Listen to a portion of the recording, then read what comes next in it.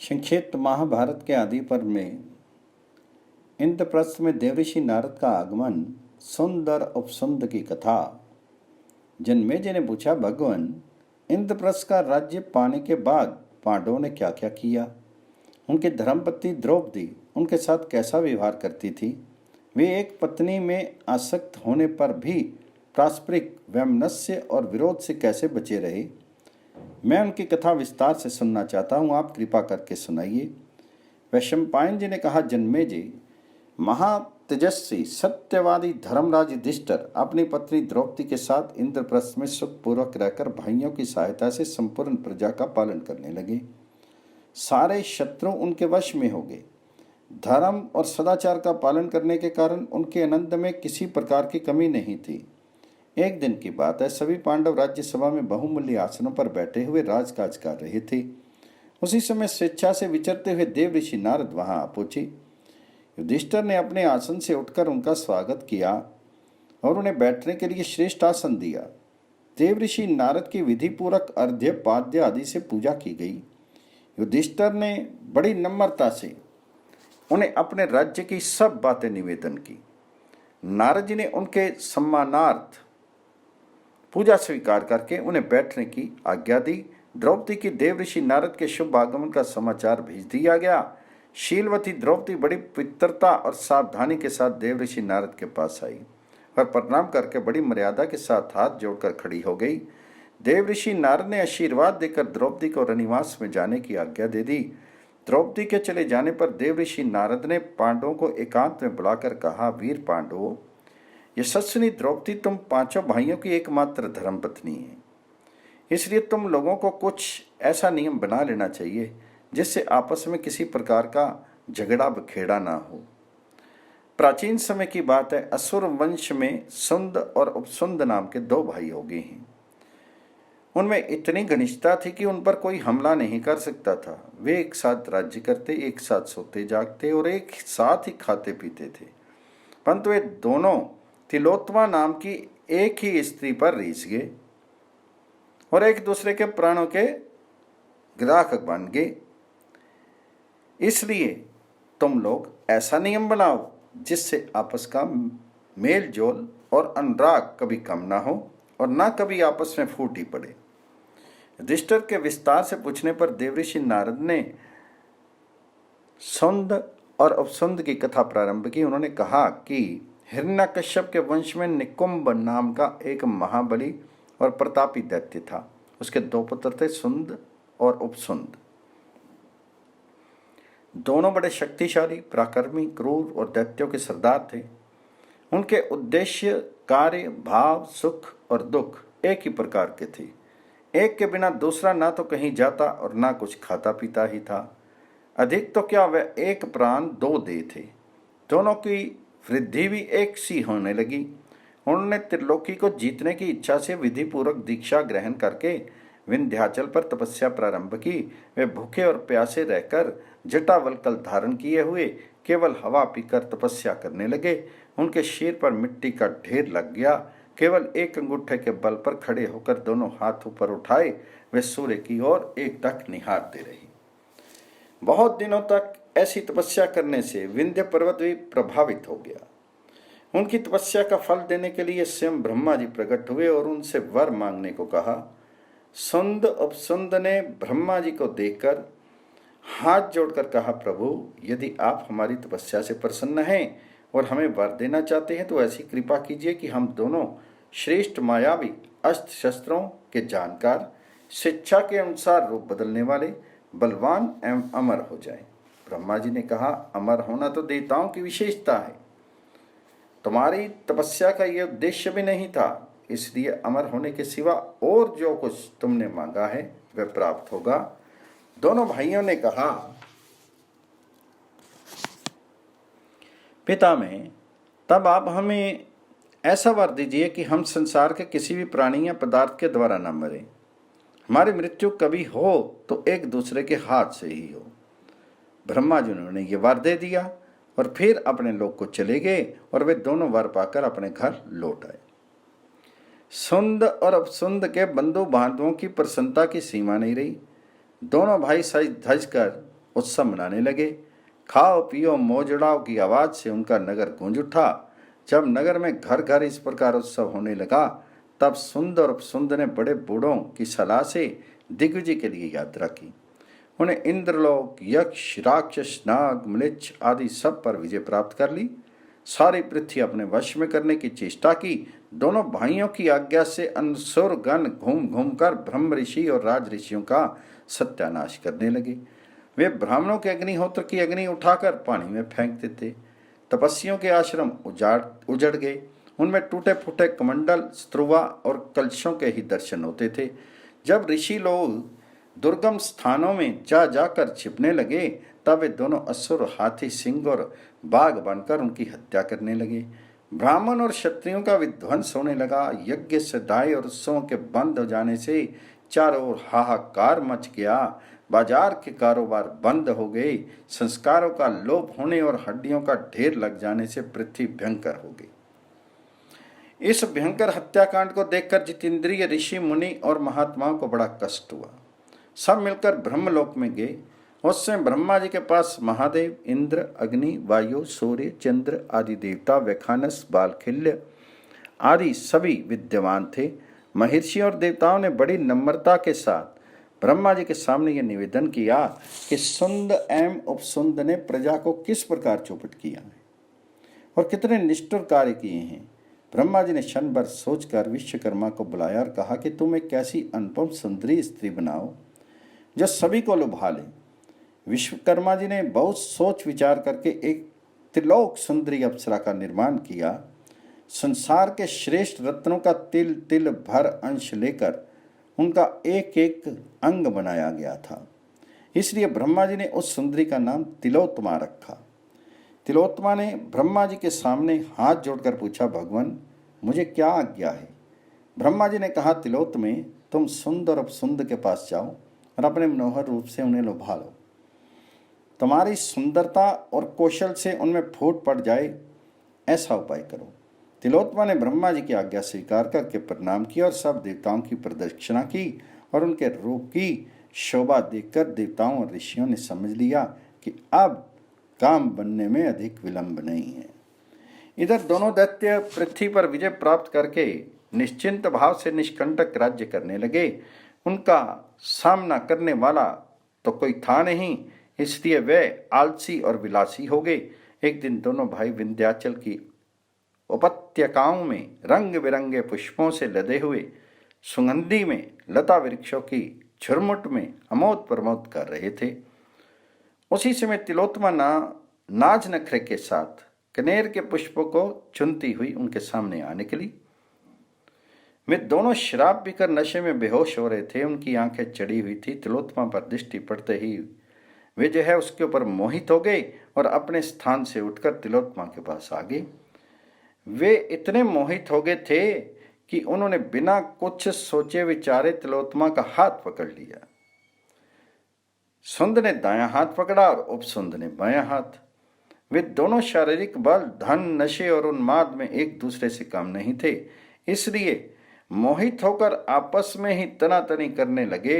सुंद ने कहा, अरे ये तो मेरी पत्नी है, तेरी भाभी लगती है। उपसुंद ने कहा, ये तो मेरी पत्नी है, तुम्हारी पुत्रवधू के समान है। दोनों ही अपने अपनी बात पर अकड़ गए और तेरी नहीं मेरी कहकर झगड़ा करने लगे। क्रोध के आवेग में दोनों अपने स्नेह और सौहार्द को भूल गए। गदाएं उठी और पहले मैंने इनका हाथ पकड़ा है, पहले मैंने इसका हाथ पकड़ा है, ऐसा कहते हुए दोनों एक दूसरे पर टूट पड़े। दोनों के शीर खून से लथपथ हो गई। कुछ ही क्षणों में दोनों भयंकर असुर पृथ्वी पर गिरते हुए दिखाई पड़े। उनकी ये दशा देखकर उनके साथी स्त्री पुरुष पाताल में भाग गए। देवता, महर्षि और स्वयं ब्रह्मा जी ने तिलोत्तमा की प्रशंसा की और उसे ये वर दिया कि किसी भी मनुष्य की दृष्टि तुझ पर अधिक देर तक नहीं टिक सकेगी। इंद्र को राज्य मिला, संसार की व्यवस्था ठीक हो गई। ब्रह्मा जी अपने लोक को चले गए। नारद जी ने कहा, पांडुनंदन, सुंद और अपसुंद एक दूसरे से अत्यंत हिले मिले तथा एक प्राण दो देह थे, परंतु एक स्त्री उन दोनों की फूट और विनाश का कारण बन गई। मेरा तुम लोगों का पर अतिशय अनुराग और स्नेह है, इसलिए मैं तुम लोगों को ये बात कह रहा हूं कि तुम ऐसा नियम बना लो जिससे द्रौपदी के कारण तुम लोगों में झगड़ा होने का कोई अवसर ही नहीं आए। देव ऋषि नारद की बात सुनकर पांडवों ने उसका अनुमोदन किया और उनके सामने ही ये प्रतिज्ञा की कि एक नियमित समय तक हर एक भाई के पास द्रौपदी रहेगी। जब एक भाई द्रौपदी के साथ एकांत में होगा तब दूसरा भाई वहां नहीं जाएगा। यदि कोई भाई वहां जाकर द्रौपदी के एकांतवास को देख लेगा तो उसे ब्रह्मचारी होकर 12 वर्ष तक वन में रहना पड़ेगा। पांडवों के नियम कर लेने पर नारद जी प्रसन्नता के साथ वहां से चले गए। जन्मेजय, यही कारण है कि पांडवों में द्रौपदी के कारण किसी प्रकार की फूट नहीं पड़ सकी। संक्षिप्त महाभारत के आदि पर्व में नियम भंग के कारण अर्जुन का वनवास एवं उलूपी और चित्रांगदा के साथ विवाह। वैशंपायन जी कहते हैं, जन्मेजय, पांडव लोग ऐसा नियम बनाकर वहां रहने लगे। उन्होंने अपने शारीरिक बल और अस्त्र कौशल से एक एक करके राजाओं को वश में कर लिया। द्रौपदी सभी के अनुकूल रहती। पांडव उसे पाकर बहुत संतुष्ट और सुखी हुए। वे धर्म के अनुसार प्रजा का पालन करते थे। उनकी धार्मिकता के प्रभाव से कुरुवंशियों के दोष भी मिटने लगे। एक दिन की बात है, लुटेरे ने किसी ब्राह्मण की गौएं लूट ली और उन्हें लेकर भागने लगे। ब्राह्मण को बड़ा क्रोध आया और वह इंद्रप्रस्थ में आकर पांडवों के सामने कर्म क्रंदन करने लगा। ब्राह्मण ने कहा कि पांडव, तुम्हारे राज्य में दुष्ट आत्मा और शुद्र लुटेरे मेरी गौएं छीनकर बलपूर्वक लिए जा रहे हैं। तुम दौड़कर इन्हें बचाओ। जो राजा प्रजा से कर लेकर भी उसकी रक्षा का प्रबंध नहीं करता, वे निस्संदेह पापी होता है। मैं ब्राह्मण हूं, गौओं का छिन जाना मेरे धर्म का नाश है। तुम्हें उचित है कि इस समय तुम पूरी शक्ति से मेरी गौओं की रक्षा करो। अर्जुन ने ब्राह्मण का करण क्रंदन सुनकर उन्हें ढांढस बंधाया, परंतु उनके सामने अड़चन ये थी कि जिस घर में राजा युधिष्ठिर द्रौपदी के साथ बैठे हुए थे, उसी घर में उनके अस्त्र शस्त्र रखे थे। नियम के अनुसार अर्जुन उस घर में नहीं जा सकते थे। एक और कौटुंबिक नियम, दूसरी ओर ब्राह्मण की करुण पुकार। अर्जुन बड़े असमंजस में पड़ गए। उन्होंने सोचा कि ब्राह्मण का गौधन लौटाकर आंसू पोंछना मेरा निश्चित कर्तव्य है। यदि मैं इसकी उपेक्षा कर दूंगा तो राजा को अधर्म होगा, हम लोगों की निंदा होगी और पाप भी लगेगा। दूसरी ओर प्रतिज्ञा भंग करने से भी पाप लगेगा, वन में जाना पड़ेगा। अच्छी बात है, मैं ब्राह्मण की रक्षा करूंगा। कोई रुकावट हो तो रहे। नियम भंग के कारण कितना भी कठिन प्रायश्चित क्यों ना करना पड़े, चाहे प्राणी क्यों ना चले जाएं, इस 3 ब्राह्मण के गौदान की रक्षा करना मेरा धर्म है और वह मेरे जीवन की रक्षा से भी अधिक महत्वपूर्ण है। अर्जुन राजा युधिष्ठिर के घर में निसंकोच चले गए। राजा ने अनुमति लेकर धनुष उठाया और आकर ब्राह्मण से बोले, ब्राह्मण देवता, जल्दी चलो। अभी वे दुष्ट अधिक दूर नहीं गए हैं, उनसे गौधन का उद्धार कर लाएं। थोड़ी ही देर में अर्जुन ने बाणों की बौछार से लुटेरों को मारकर गौएं ब्राह्मण को सौंप दी। नागरिकों ने अर्जुन की बड़ी प्रशंसा की। कुरुवंशियों ने अभिनंदन किया। अर्जुन ने युधिष्ठिर के पास जाकर कहा, भाई जी, मैंने आपके एकांत गृह में जाकर प्रतिज्ञा तोड़ी है, इसलिए मुझे 12 वर्ष तक वनवास करने की आज्ञा दीजिए, क्योंकि हम लोगों में ऐसा नियम बन चुका है। यकायक अर्जुन के मुंह से ऐसी बात सुनकर युधिष्ठिर शोक में पड़ गई। उन्होंने व्याकुल होकर अर्जुन से कहा, भैया, यदि तुम मेरी बात मानते हो तो मैं जो कहता हूं सुनो। यदि तुमने नियम भंग किया भी है तो उसे मैं क्षमा करता हूं। मेरे अंतःकरण में उससे तनिक भी दुख नहीं हुआ। तुमने तो बहुत अच्छा काम किया। बड़ा भाई स्त्री के साथ बैठा हो तो वहां छोटे भाई का जाना अपराध नहीं है। छोटा भाई स्त्री के साथ बैठा हो तो वहां बड़े भाई को नहीं जाना चाहिए। तुम वनवास का विचार छोड़ दो। ना तो तुम्हारे धर्म का लोप हुआ है और ना मेरा अपमान। अर्जुन ने कहा, आप ही कहते हैं कि धर्म पालन में बहानेबाजी नहीं करनी चाहिए। मैं शस्त्र छूकर सच सच कहता हूं कि अपनी सत्य प्रतिज्ञा को कभी नहीं तोड़ूंगा। अर्जुन ने वनवास की दीक्षा ली और 12 वर्ष तक वनवास करने के लिए चल पड़े। अर्जुन के साथ बहुत से वेद वेदांग के मर्मज्ञ, अध्यात्म चिंतक, भगवत भक्त, त्यागी ब्राह्मण, कथावाचक, वानप्रस्थ और भिक्षाजीवी भी चले। स्थान स्थान पर कथाएं होती, उनसे सैकड़ों वन, सरोवर, नदी, पुण्य तीर्थ, देश एवं समुद्र के दर्शन किए। अंत में हरिद्वार पहुंचकर वे कुछ दिनों के लिए ठहर के ब्राह्मणों ने स्थान स्थान पर अग्निहोत्र की स्थापना कर दी। स्वाहा स्वाहा की गंभीर ध्वनि से सारा वन प्रांत गूंज उठा। एक दिन अर्जुन स्नान करने के लिए गंगा जी में उतरे। वे स्नान तर्पण करके हवन करने के लिए बाहर निकलने ही वाले थे कि नाग कन्या उलूपी ने कामासक्त होकर उन्हें जल के भीतर खींच लिया और अपने भवन को ले गई। अर्जुन ने देखा कि वहां यज्ञ अग्नि प्रज्वलित हो रही है। उन्होंने उसमें हवन किया और अग्निदेव को प्रसन्न करके नाग कन्या उलूपी से पूछा, सुंदरी तुम कौन हो? तुम ऐसा साहस करके मुझे किस देश में ले आई हो? उलूपी ने कहा, मैं ऐरावत वंश के कौरव्य नाग की कन्या उलूपी हूँ। मैं आपसे प्रेम करती हूँ। आपके अतिरिक्त मेरी दूसरी गति नहीं है। आप मेरी अभिलाषा पूर्ण कीजिए, मुझे स्वीकार कीजिए। अर्जुन ने कहा, देवी, मैंने धर्मराज युधिष्ठिर की आज्ञा से 12 वर्ष के ब्रह्मचर्य का नियम ले रखा है। मैं स्वाधीन नहीं हूँ। मैं तुम्हें प्रसन्न करना चाहता हूँ, परंतु मैंने अब तक कभी किसी प्रकार असत्य भाषण नहीं किया है। मुझे झूठ का पाप नहीं लगे, मेरे धर्म का लोप नहीं हो, ऐसे ही काम तुम्हें करना चाहिए। उलूपी ने कहा, आप लोगों ने द्रौपदी के लिए जो मर्यादा बनाई थी उसे मैं जानती हूँ, परंतु वह नियम द्रौपदी के साथ धर्म पालन करने के लिए ही है। इस लोक में मेरे साथ उस धर्म का लोप नहीं होता। साथ ही आर्त रक्षा भी तो परम धर्म है। मैं दुखनी हूँ, आपके सामने रो रही हूँ। यदि आप मेरी इच्छा पूर्ण नहीं करेंगे तो मैं मर जाऊंगी।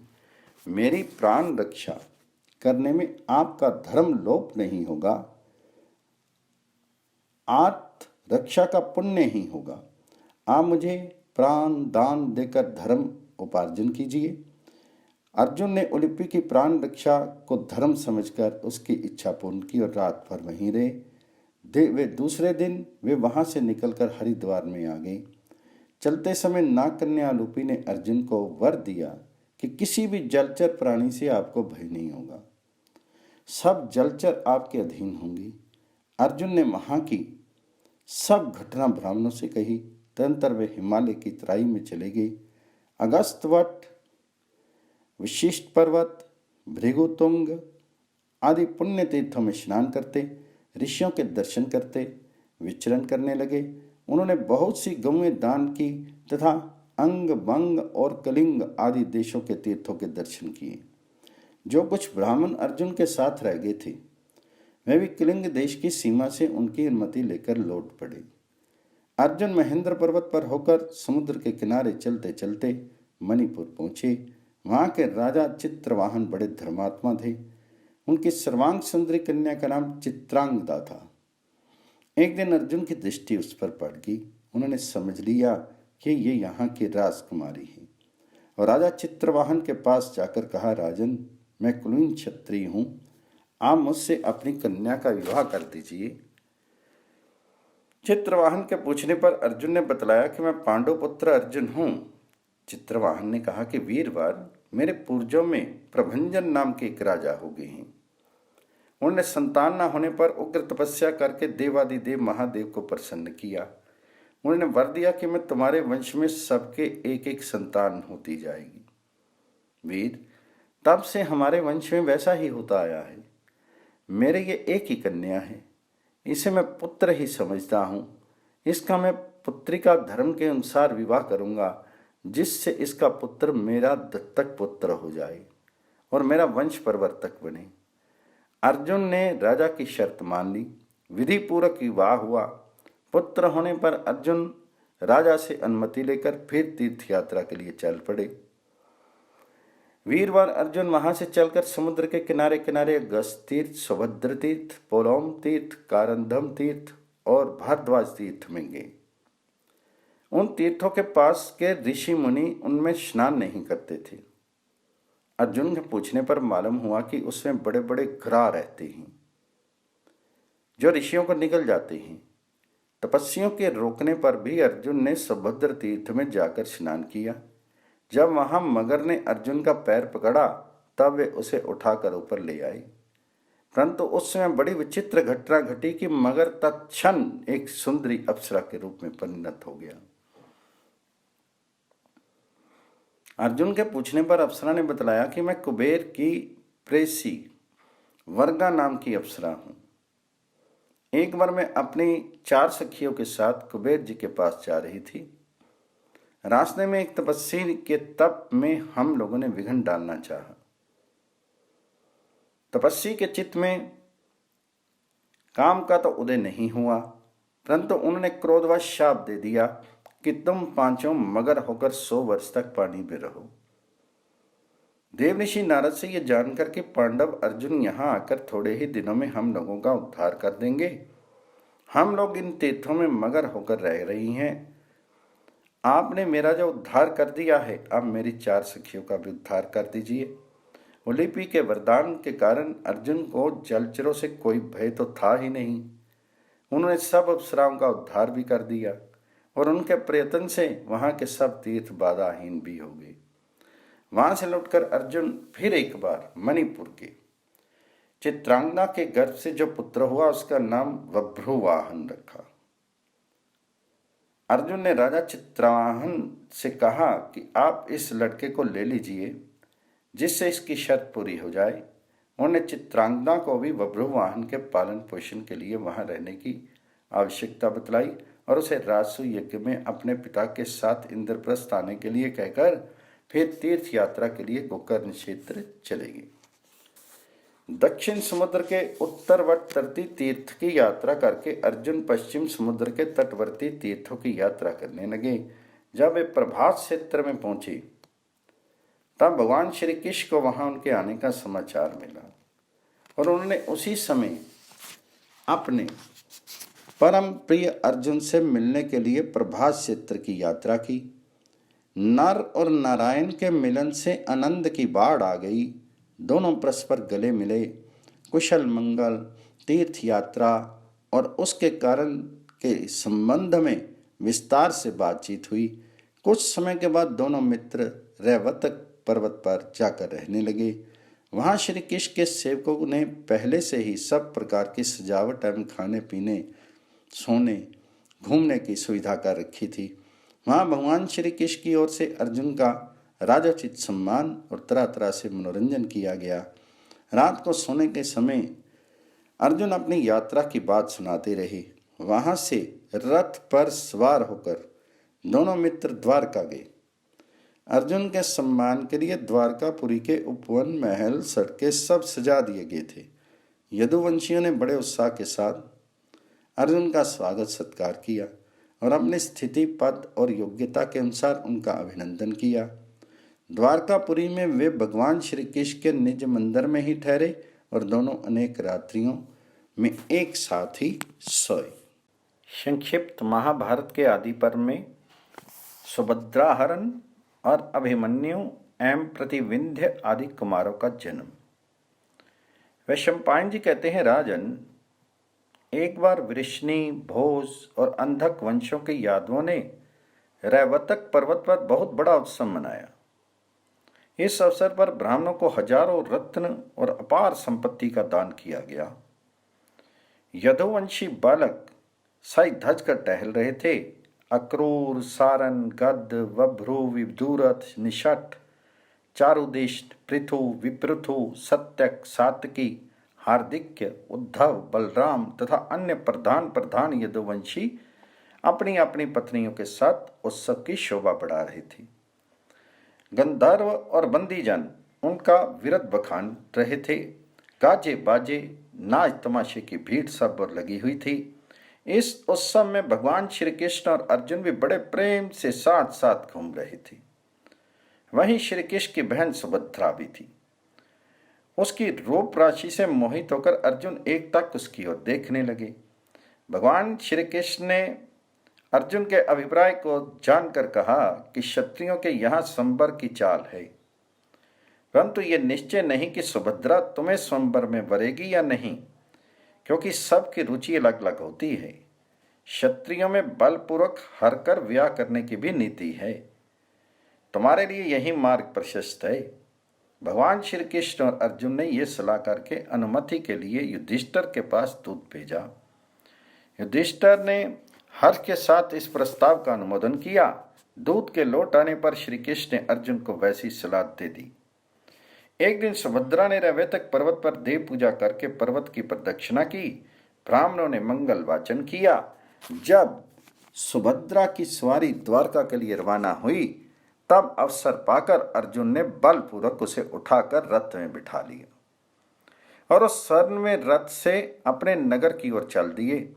सैनिक सुभद्रा हरण का ये दृश्य देखकर चिल्लाते हुए द्वारका की सुधर्मा सभा में गए और वहां का सब हाल कहा।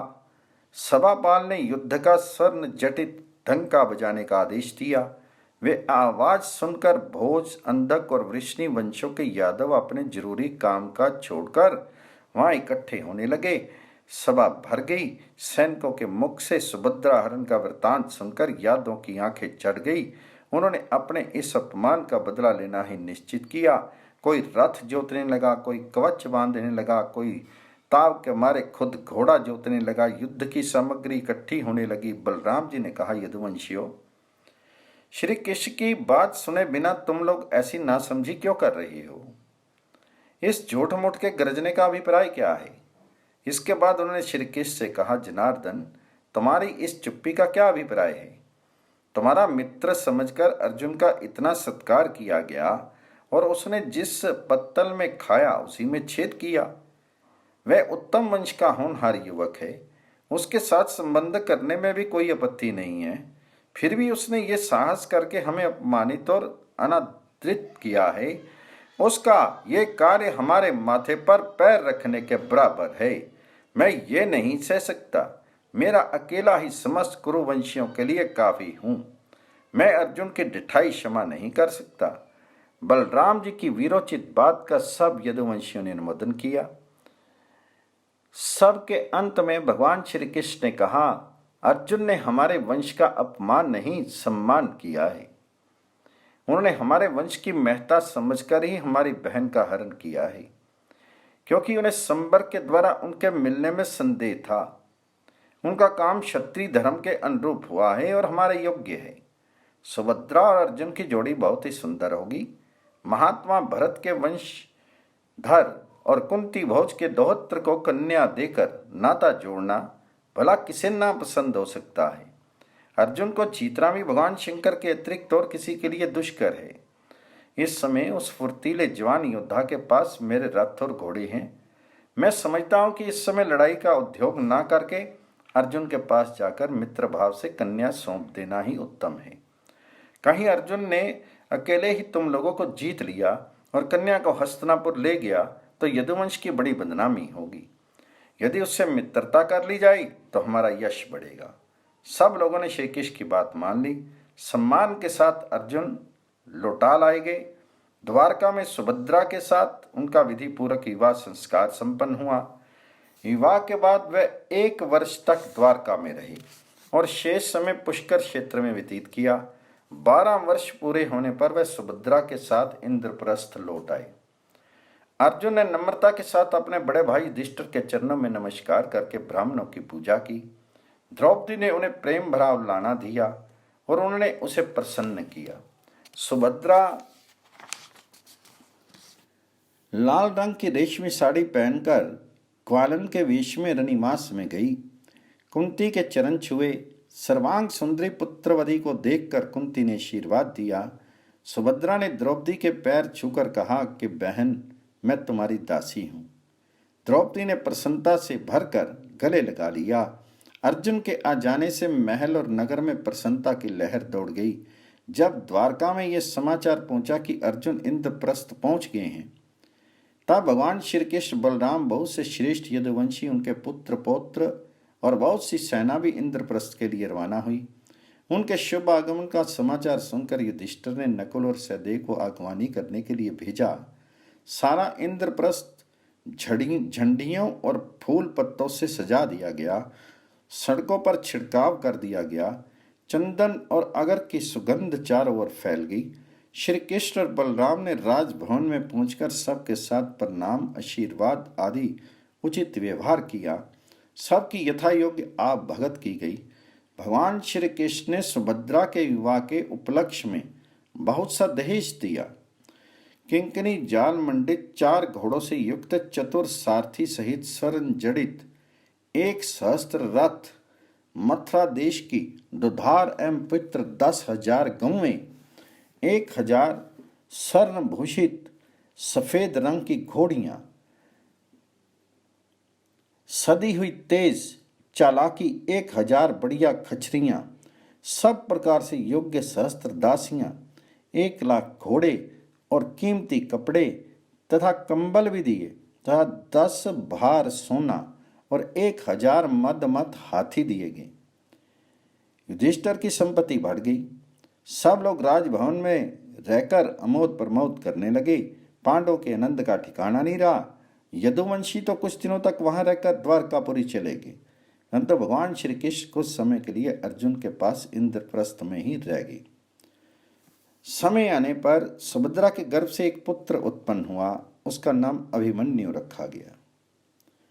उसके जन्म के अवसर पर युधिष्ठिर ने 10,000 गौएं, बहुत सा सोना और रत्न धन आदि का दान अभिमन्यु पांडवों को, श्री कृष्ण को और पूर्ववासियों को बहुत प्यारे लगते थे।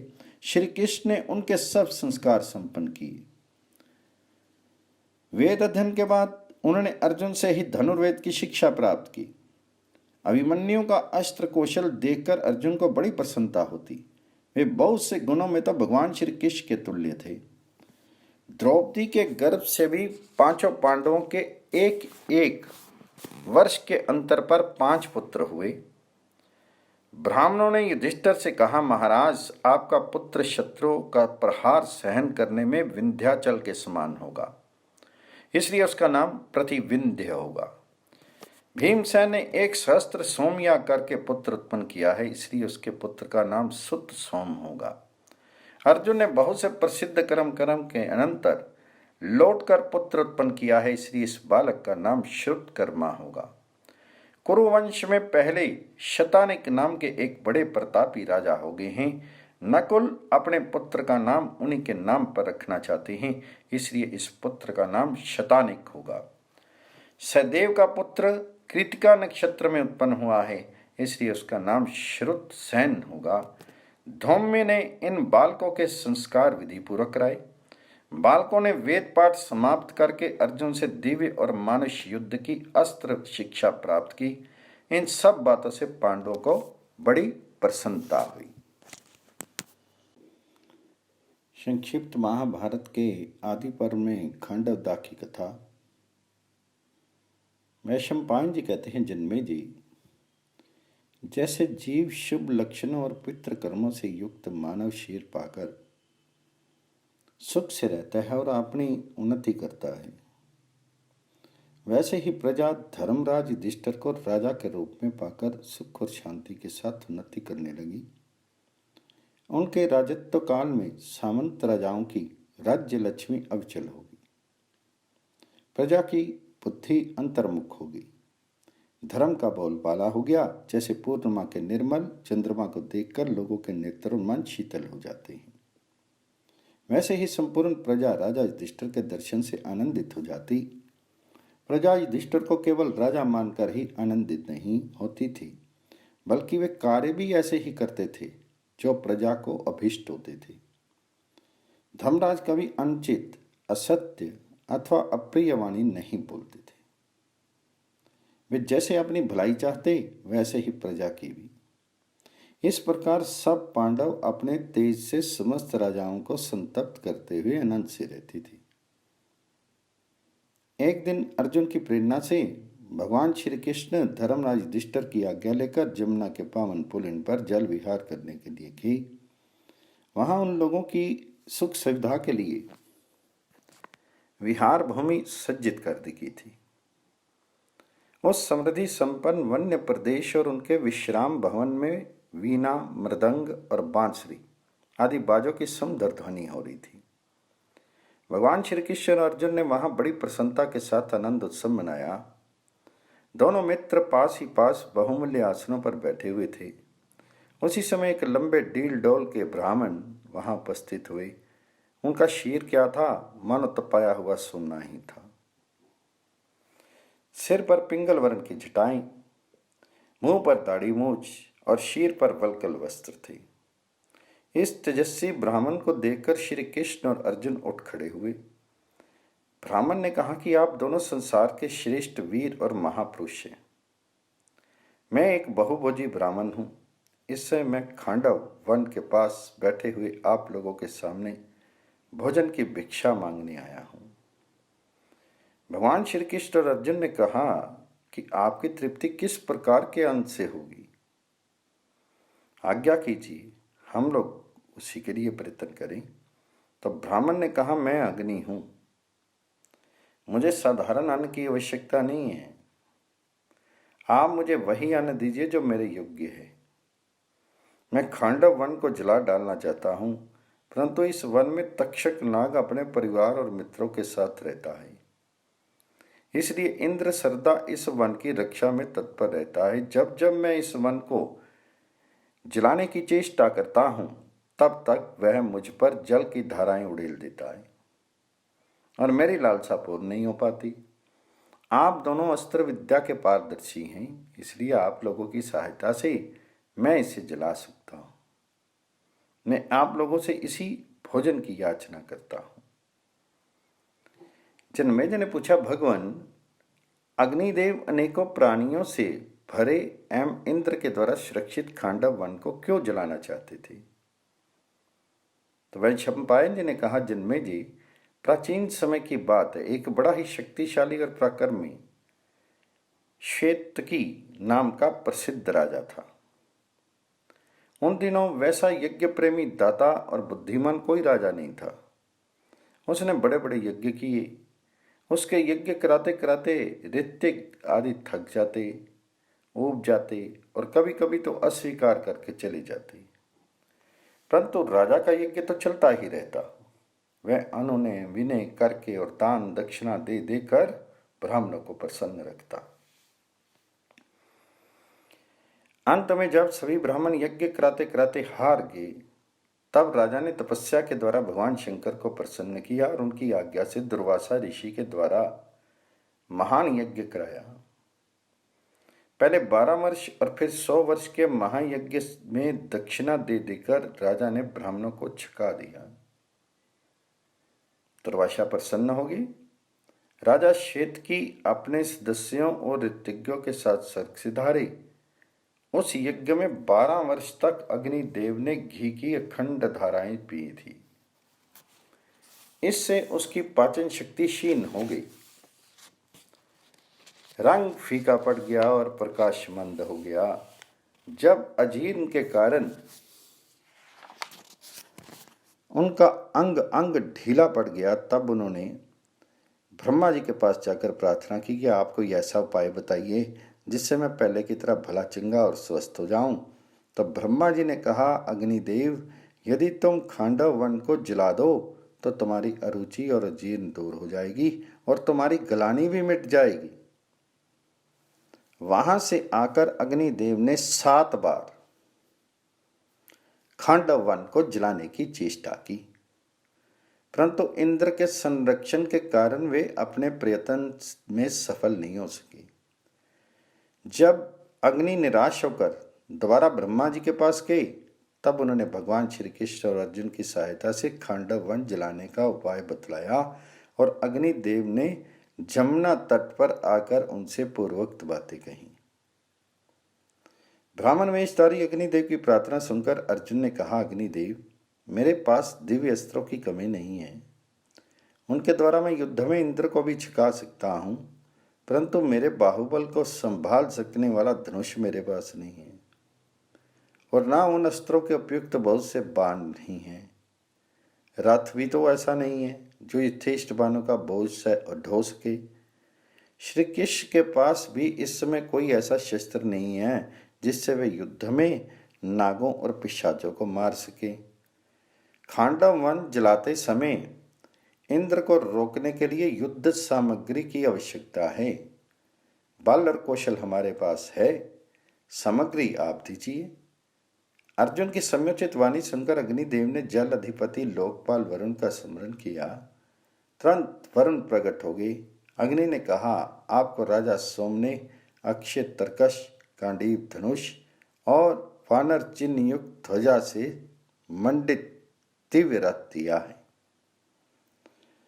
वह शीघ्र मुझे दीजिए तथा चक्र भी दीजिए। श्री कृष्ण और अर्जुन चक्र तथा गांडीव धनुष की सहायता से मेरा बड़ा भारी काम सिद्ध करेंगे। वरुण ने अग्निदेव की प्रार्थना स्वीकार की। उन्होंने अर्जुन को वह अक्षय तरकश और गांडीव धनुष दे दिया। गांडीव धनुष की महिमा अद्भुत है। वह किसी भी शस्त्र से कट नहीं सकता और सभी शस्त्रों को काट सकता है। उससे योद्धा का यश, कांति और बल बढ़ता है। वे अकेले ही लाखों धनुष्यों के समान हैं। शतरहित और तीनों लोकों में पूजित तथा प्रशंसित है। समस्त सामग्रियों से युक्त सबके लिए अजय सूर्य के समान दिव्यमान और रत्न जड़ित एक दिव्य रथ भी दिया। उस रथ में मन और पवन के समान तेज चलने वाले सफेद चमकीले हार पहने हुए गंधर्व देश के घोड़े जुते हुए थे। रथ पर सन के डंडे में भयंकर वानर के चिन्ह से चिन्हित ध्वजा फहरा रही थी। ये सब पाकर अर्जुन के आनंद की सीमा नहीं रही। जिस समय अर्जुन ने रथ पर सवार होकर धनुष को झुकाया और उस पर डोरी चढ़ाई, उस समय उसकी गंभीर आवाज सुनकर लोगों के कलेजे कांप गए। अर्जुन ने समझ लिया कि अब हम अग्नि की पूरी तरह सहायता कर सकेंगे। अग्निदेव ने भगवान श्री कृष्ण को दिव्य चक्र और आग्नेय अस्त्र देते हुए कहा, मधुसूदन, इस चक्र के द्वारा आप जिसे चाहेंगे उसे मार डालेंगे। इस चक्र के प्रभाव के सामने समस्त देवता, दानव, राक्षस, पिशाच, नाग और मनुष्यों की शक्ति कुछ भी नहीं है। ये चक्र हर बार चलाने पर शत्रु का नाश करके फिर लौट आया करेगा। वरुण ने भगवान श्री कृष्ण की सेवा में दैत्य नाशनी एवं वज्र ध्वनि के समान शब्द से शत्रु का दिल दहला देने वाली कुमोद की गदा अर्पित की। अब श्री कृष्ण और अर्जुन ने अग्निदेव की सहायता करना स्वीकार कर लिया और उन्हें खांडव वन जलाने की अनुमति दे दी। भगवान श्री कृष्ण और अर्जुन की अनुमति पाकर अग्निदेव ने तेजो में दावानल किए प्रदीप्त रूप धारण किया और अपनी सातों ज्वालाओं से खांडव वन को घेर कर प्रलय का सदृश उपस्थित करते हुए उसे भस्मासात करना प्रारंभ कर दिया। उस वन के सैकड़ों हजारों प्राणी चिल्लाते और चिंघाड़ते हुए इधर उधर भागने लगे। बहुत से प्राणियों का एक एक अंग जल गया, कोई लपटों से झुलस गया, कितने की आंखें फूट गई, किन्हीं के शीर पर फफोले पड़ गए। बहुत से अपने संबंधियों के सने बंधन में पड़कर भाग नहीं सके और एक दूसरे से लिपटकर भस्म हो गए। खांडवन की आग इस प्रकार धड़कने और दहकने लगी कि उसकी ऊंची ऊंची लपटें आकाश तक पहुंच गई। देवताओं के हृदय में कंपकपी होने लगी। आग की गर्मी से संतप्त होकर सभी देवता देवराज इंद्र के पास गए और कहने लगे, देवेंद्र, क्या ये आग समस्त प्राणियों को संहार कर डालेगी? क्या अभी प्रलय का समय आ गया है? देवताओं की घबराहट और प्रार्थना से प्रभावित होकर और अग्नि की ये भयानक करतूत देखकर स्वयं इंद्र खांडव वन को अग्नि से बचाने के लिए तैयार हुए। उनकी आज्ञा से दल के दल बादल खांडव वन पर उमड़ आए। और गड़गड़ाहट के साथ जल की मोटी मोटी धाराएं बरसाने लगी। अर्जुन ने अपने अस्त्र कौशल के बल से बाणों के द्वारा जल की बौछारें रोक दी। सारा आकाश बाणों के द्वारा ऐसा घिर गया कि कोई भी प्राणी उससे निकलकर बाहर नहीं जा सका। उस समय नागराज तक्षक खांडव वन में नहीं था, मैं कुरुक्षेत्र चला गया था, परंतु उसका पुत्र अश्वसेन वहीं था और बचने का बहुत प्रयत्न करने पर भी अर्जुन के बाणों के घेरे से बाहर नहीं जा सका। अश्वसेन की माता ने उसे निगलकर बचाने की कोशिश की। वह मुख की ओर से शुरू करके पूंछ तक निकल भी गई, परंतु अग्नि का प्रकोप बढ़ जाने से बीच में ही भागने लगी। अर्जुन ने ऐसा तक कर निशाना मारा कि उसका फन बिंद गया। इंद्र अर्जुन का ये काम देख रहे थे। उन्होंने अश्वसेन को बचाने के लिए ऐसी आंधी चलाई और बूंदों की बौछार डाली कि अर्जुन क्षण भर के लिए मोहित हो गए। अश्वसेन वहां से निकल भागा। इंद्र के इस धोखे की बात याद करके अर्जुन क्रोध से तिलमिला उठे और पैने तथा तेज बाणों से आकाश को ढककर इंद्र से भिड़ गए। इंद्र ने भी अपने तीक्ष्ण अस्त्रों की वर्षा से अर्जुन को उत्तर दिया। प्रचंड पवन भयंकर गर्जना के साथ समुद्र को क्षुब्ध करने लगा। आकाश जल बरसाने वाले बादलों से भर गया। बिजली चमकने लगी। वज्र की कड़क से लोगों का दिल दहलने लगा। अर्जुन ने वायव्य अस्त्र का प्रयोग किया। इंद्र का वज्र कमजोर पड़ गया। बादल तितर बितर हो गए, जल धाराएं सूख गई, बिजलियों की चमक लापता होगी, अंधेरा मिट गया। अर्जुन का ये अस्त्र कौशल देखकर देवता, असुर, गंधर्व, यक्ष, राक्षस और सर्प कोलाहल करते हुए सामने आ गए। वे तरह तरह के अस्त्र शस्त्रों से श्री कृष्ण और अर्जुन पर प्रहार करने लगे। श्री कृष्ण और अर्जुन ने संयुक्त रूप से चक्र और तीखे बाणों के द्वारा सबकी सेना को तहस नहस कर दिया। ये सब देख सुनकर देवराज इंद्र के क्रोध की सीमा नहीं रही। वे श्वेत वर्ण वाले ऐरावत हाथी पर चढ़कर श्री कृष्ण और अर्जुन की ओर दौड़े। उन्होंने जल्दबाजी में अपने वज्र का प्रयोग किया और देवताओं से चिल्लाकर कहा कि अभी अभी दोनों मरे जाते हैं। सभी देवताओं ने अपने अपने अस्त्र उठाए। यमराज ने कालदंड, कुबेर ने गदा, वरुण ने पाश और विचित्र वज्र। इधर भगवान श्री कृष्ण और अर्जुन भी अपने धनुष चढ़ाए और निर्भयता के साथ खड़े हो गए। इन दोनों मित्रों के बाण वर्षा के सामने इंद्र आदि देवताओं की एक नहीं चली। इंद्र ने मंदराचल का एक शिखर उठाकर अर्जुन पर धीम मारने की चेष्टा की, परंतु उसके पहले ही दिव्य बाणों की चोट से वह हजारों टुकड़े हो गया। उसके टुकड़ों से खांडव वन के दानव, राक्षस, नाग, बाघ, रीछ, हाथी, सिंह, मृग, भैंसे तथा अन्य वन्य पशु और पक्षी घायल एवं भयभीत होकर भागने लगे। एक ओर से आग सबको पी जाना चाहती थी और दूसरी ओर से भगवान श्री कृष्ण और अर्जुन की बाण वर्षा। कोई वहां से भाग नहीं सका। श्री कृष्ण के चक्र और अर्जुन के बाणों से कट कट कर जीव जंतु स्वाहा हो रहे थे। समस्त प्राणियों के आत्मा श्री कृष्ण ने उस समय अपना काल रूप प्रकट कर दिया था। देवता, दानव सभी उनके पुरुष को देखकर दंग रह गए थे। उस समय इंद्र को संबोधन करके वज्रनिष्ठ ध्वनि से आकाशवाणी हुई कि हे इंद्र, तुम्हारा मित्र तक्षक कुरुक्षेत्र जाने के कारण इस भयंकर अग्निकांड से जला नहीं बच गया है। तुम अर्जुन और श्री कृष्ण को युद्ध में कभी किसी प्रकार नहीं जीत सकते। तुम्हें समझना चाहिए कि ये तुम्हारे चिर परिचित नर नारायण हैं। इनकी शक्ति पराक्रम असीम है। ये सब के लिए अजय हैं और देवता, असुर, यक्ष, राक्षस, गंधर्व, किन्नर, मनुष्य तथा सर्प आदि सब के लिए पूजनीय हैं।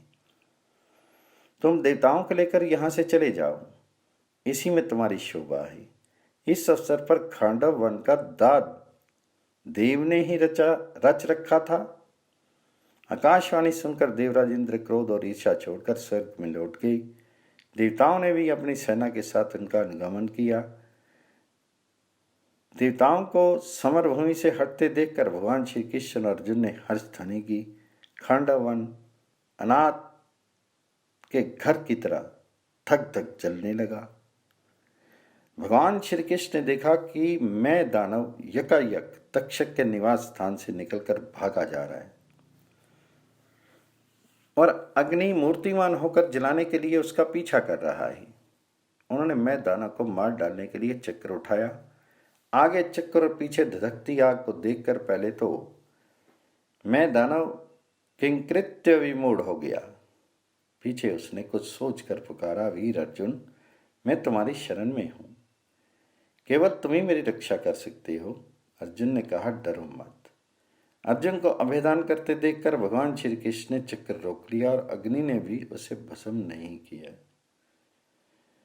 मैं दानव की रक्षा होगी। वह वन 15 दिन तक जलता रहा। इस अग्निकांड से केवल 6 प्राणी बच सके। अश्वसेन सर्प, मैं दानव, 4 शांग्र पक्षी। शांग्र पक्षियों के पिता मंदबाल्य और उन पक्षियों में सबसे बड़े जरितारी ने अग्नि देवता की स्तुति करके अपनी रक्षा का वचन ले लिया था। अग्निदेव ने भगवान श्री कृष्ण और अर्जुन की सहायता से प्रज्वलित होकर खांडवन को जला डाला। अनंतर ब्राह्मण के रूप में उनके सामने प्रकट हुए। उसी समय देवराज इंद्र भी देवताओं के साथ अंतरिक्ष से वहां उतरे। उन्होंने श्री कृष्ण और अर्जुन से कहा, आप लोगों ने ये ऐसा दुष्कर कार्य किया है जो देवताओं के लिए भी साध्य है। मैं आप लोगों पर प्रसन्न हूँ, इसलिए आप मनुष्यों के लिए दुर्लभ से दुर्लभ वस्तु भी मुझसे मांग सकते हैं। तो अर्जुन ने कहा, मुझे आप सब प्रकार के अस्त्र दे दीजिए। इंद्र ने कहा, अर्जुन, जिस समय देवादिदेव महादेव तुम पर प्रसन्न होंगे उस समय तुम्हारे तप के प्रभाव से मैं तुम्हें अपने सारे अस्त्र दे दूंगा। मैं जानता हूं कि वह समय कब आएगा। भगवान श्री कृष्ण ने कहा, देवराज, आप मुझे ये वर दीजिए कि मेरी और अर्जुन की मित्रता क्षण क्षण बढ़ती जाए और कभी टूटे नहीं। इंद्र ने प्रसन्न होकर कहा, है मस्तु। देवताओं के जाने के बाद अग्निदेव श्री कृष्ण और अर्जुन का अभिनंदन करके चले गए। भगवान श्री कृष्ण, अर्जुन और मैं दानव जमुना के पावन पुलिन पर आके बैठ के। आदि पर्व समाप्त।